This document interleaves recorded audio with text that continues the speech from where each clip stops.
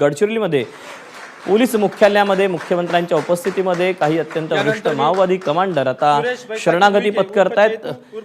माओवाद्यांची ही पोलिसांसमोर शरणागती असणारे गडचिरोली जिल्ह्यातील नक्षल चळवळ संपवण्याच्या दिशेने हे एक मोठं पाऊल मानलं जात आहे। डीव्हीसीएम कुतुल एरिया कमिटी यांना मंचावर आमंत्रित करतो। सुरेश व कल्पना यांच्यावर महाराष्ट्र शासनाने एकूण 32 लाख रुपये बक्षीस जाहीर केले होते। आत्मसमर्पणानंतर त्यांना 18.5 लाख रुपये बक्षीस म्हणून मिळणार आहे।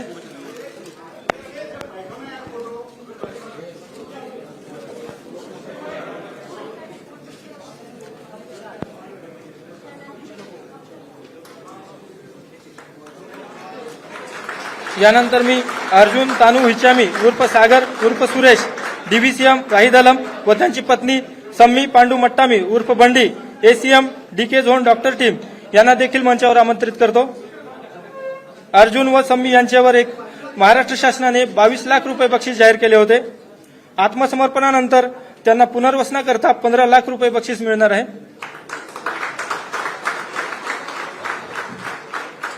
आपण याबद्दलचे अपडेट जाणून घ्यात। रजत वशिष्ठ आपल्यासोबत आहे। रजत, अत्यंत वरिष्ठ माओवादी हे सगळे राहिलेले आहेत, त्यांची आता शरणागती होते। गडचिरोली जिल्हा इथली जी नक्षल चळवळ आहे ती संपवण्याच्या दिशेने हे किती मोठं पाऊल ठरणार आहे?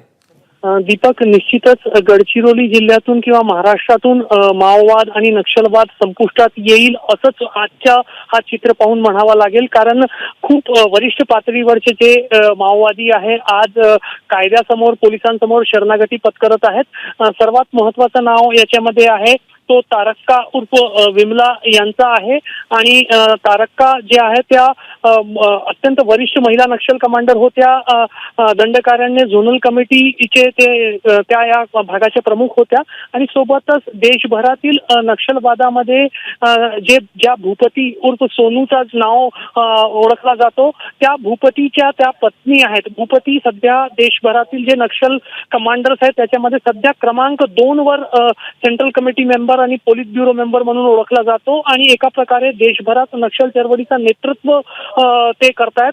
आणि त्यांची जी पत्नी आहे तारक्का आज त्यांनी कायद्यासमोर जेव्हा शरणागती पत्करलेली आहे, सोबत इतर 17 नक्षलवादी जे आहेत त्यांनी पण आज कायद्यासमोर पोलिसांसमोर शरणागती पत्करली आहे। तर नक्कीच गडचिरोली पोलिसांचा, महाराष्ट्र पोलिसांचा हा एक खूप मोठा यश आहे। आणि जसा प्रश्न तुम्ही विचारला की खरोखर माओवाद महाराष्ट्रातून संपुष्टात येईल का, तर त्या दिशेने एक अत्यंत महत्वाचा पाऊल आज नवीन वर्षाच्या पहिल्याच दिवशी पडताना आपल्याला पाहायला मिळतंय। आज मुख्यमंत्र्यांचा देखील गडचिरोलीमध्ये दौरा होता आणि हा दौरा देखील अनेक अर्थांनी महत्त्वाचा आहे। ज्या भागामध्ये खरं तर बस सुरू झाली नव्हती अशा भागामध्ये बस सुरू झालेली आहे। मुख्यमंत्र्यांनी देखील या बसने प्रवास केलेला आहे, त्यामुळे स्वाभाविक हा देखील कुठेतरी एक संदेश आहे। नक्कीच दीपक, आजच्या दौऱ्यातून अनेक संदेश आहेत। एका बाजूला गडचिरोलीमध्ये उद्योगांची सुरुवात होताना आजच्या दौऱ्यातून आपल्याला पाहायला मिळालं।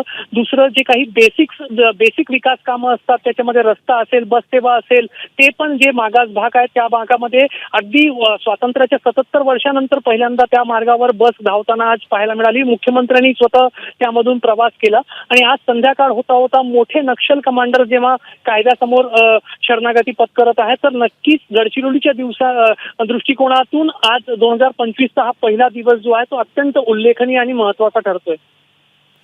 रजत, साधारणपणे किती हे सगळे नक्षलवादी माओवादी आहेत, असे त्यांचा आकडा नेमका किती आहे की जे शरणागती पत्करतायत?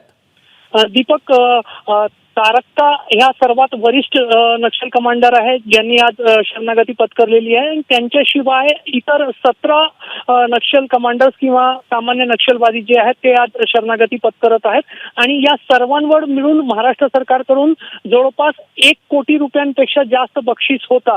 त्यामुळे हे किती हार्डकोर नक्षलवादी होते याचा अंदाज आपल्याला येईल। फक्त महाराष्ट्रामध्येच यांच्यावर 1 कोटी पेक्षा जास्त रकमेचा बक्षीस होता। याच्याशिवाय छत्तीसगड, तेलंगणा आणि इतर नक्षल प्रभावित राज्यांमध्येही यांच्यावर बक्षीस होता। मात्र आज महाराष्ट्र पोलिसांसमोर हे सर्व मोठे नक्षल कमांडर्स आणि खास करून नक्षल चळवळीमध्ये क्रमांक 2चा जो भूपती मानला जातो त्यांची पत्नी आज कायद्यासमोर शरणागती पत्करत आहे। तर नक्कीच एक मोठा हादरा जो आहे तो नक्षल चळवळीला आणि माओवादाला महाराष्ट्रामध्ये बसताना आपल्याला पाहायला मिळते।